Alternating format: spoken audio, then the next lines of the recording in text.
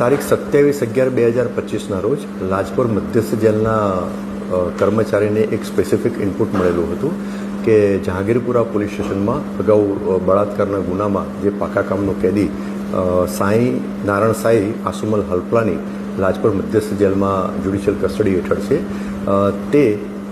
તેણે મોબાઈલ અને બેટરી અને સિમ કાર્ડ એ સંતાડીને રાખેલો છે. આ સ્પેસિફિક ઇનપુટ ઉપર કાયદેસર કાર્યવાહી કરવા માટે લાજપોર મધ્યસ્થ જેલના સ્ક્વોડના અધિકારી અને કર્મચારીઓએ જે તે જગ્યાએ ઝડપી કરી.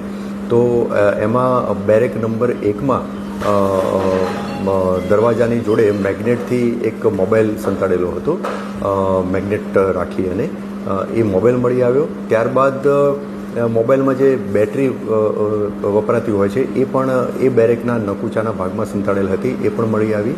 અને નારાયણ સાંઈને જે બેરેકમાં રાખવામાં આવેલો હતો એટલે બેરેક નંબર 1 એમાં એનું જે ઇન્હેલર હતું જે એ યુઝ કરતા હતા એ ઇન્હેલરના અંદરના ભાગે એક સિમ કાર્ડ પણ મળી આવ્યું. આમ મોબાઈલ, બેટરી અને સિમ કાર્ડ આમ પ્રતિબંધિત વસ્તુઓ નારાયણ સાંઈના બેરેકમાંથી મળી આવી. જે અનુસંધાને નારાયણ સાંઈના વિરુદ્ધમાં સચિન પોલીસ સ્ટેશનમાં એક ભારતીય ન્યાય સંહિતા અને ધ પ્રિઝન એક્ટની વિવિધ કલમો હેઠળ ગુનો રજીસ્ટર કરવામાં આવેલ છે.